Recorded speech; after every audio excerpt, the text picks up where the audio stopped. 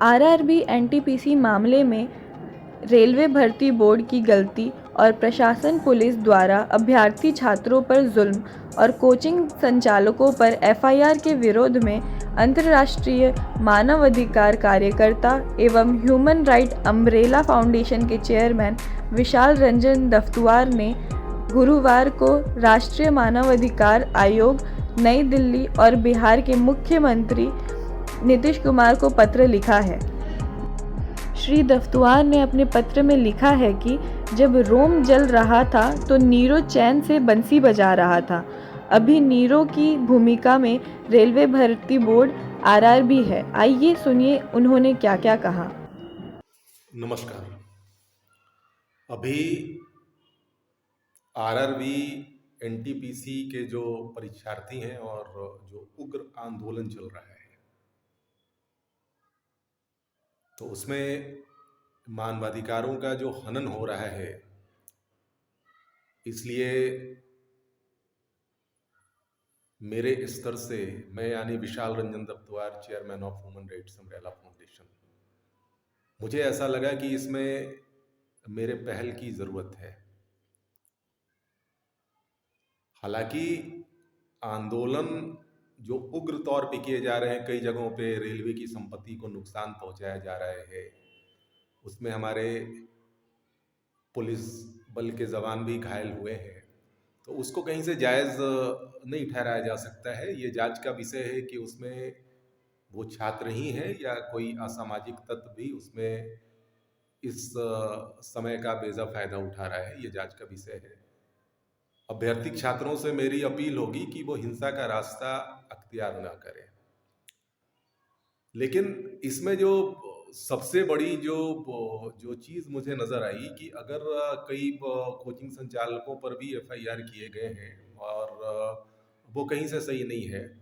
अगर एफआईआर करना है तो रेलवे भर्ती बोर्ड के अधिकारियों पे एफआईआर होना चाहिए।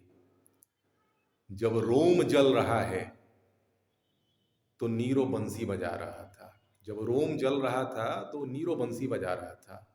इस वक्त नीरो की भूमिका में हमारे रेलवे भर्ती बोर्ड के काबिल अधिकारी हैं, जिनके चलते इतना बड़ा बखेड़ा खड़ा हुआ, जिसमें हमारे प्रशासन और पुलिस के लोग भी हैं जो लॉ एंड ऑर्डर को कंट्रोल करने के नाम पे जो उनकी भूमिका भी है वो करना भी चाहिए, तो उनको भी आगे आना पड़ा इस मामले में।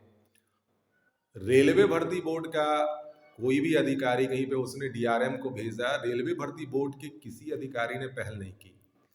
अब वो कमेटी बना के या दूसरे चीज़ों को करके ये डैमेज कंट्रोल कर रहे हैं, लेकिन जो उनके अधिकारी हैं, आखिर ये कौन सा है भाई कि आप 2019 की कोई परीक्षा है उसको आप विलंब से लेंगे और फिर अचानक से उसमें आप थोप देंगे कि भाई हम मेंस भी लेंगे। तो ये जो छात्र हैं, अभी बेरोजगारी की इतनी गंभीर समस्या है, वो पिछले 2 सालों से फ्रस्ट्रेट है कोरोना के चलते, वो तैयारी कर रहे हैं। अब आप करोड़ों छात्र के ऊपर बोलिएगा कि भाई वो आप मैं फिर से मेंस लूंगा, ये क्या मनमाना रवैया है क्या? ऐसे कैसे लोग बैठे हैं? कौन ऐसे लोग? इनको तो सबसे पहले रेलवे भर्ती बोर्ड को हटाना चाहिए। ऐसे जो काहिल उनके जो अधिकारी पदाधिकारी या जो लोग इसमें दोषी हैं, और एफआईआर उन पे होना चाहिए।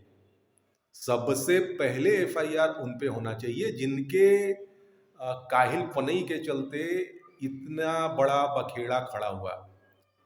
कोई भी छात्र पागल थोड़ी को है जो बेवजह वो रेलवे की संपत्ति को नुकसान पहुंचाएगा, उग्र आंदोलन करेगा। आप समझिए कि बेरोजगारी की इतनी अभी गंभीर अवस्था है, रोजगार मिलना दुर्लभ है, और कोई छात्र तैयारी कर रहा है, सालों बाद आप उसकी परीक्षा ले रहे हैं, फिर आप थोप रहे हैं, फिर बोल रहे हैं ऐसा नहीं करेंगे। ऐसे नहीं चलता है ना।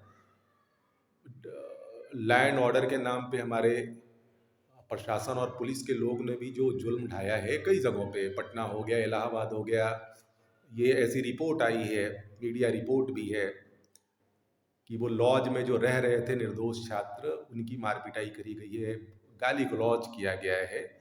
ये कहीं से सही नहीं है। अच्छा, जो लोकप्रिय कोचिंग संचालक हैं, तो उन्होंने कोई ऐसा गुनाह नहीं कर दिया। भाई क्या किया उन्होंने? ट्विटर पे किसी ने अगर हैशटैग चलाया, तो क्या गलत किया? आप उनके मौलिक अधिकारों को और मानवाधिकारों को आप लॉ एंड ऑर्डर के नाम पे कुचल नहीं सकते हैं ना। कुछ गुनाह तो उन्होंने नहीं किया। एक गुरु के तौर पे छात्रों का समर्थन करना नैतिक दायित्व भी है वैसे गुरुओं का, और इसमें कोई गलत नहीं है। और करोड़ों छात्रों पे कंट्रोल करना किसी गुरु के लिए कैसे संभव है? छात्र जो उग्र हुए, उसके ग्रास रूट लेवल पे ये है ना, ये दोषी जो लोग हैं वो कौन है?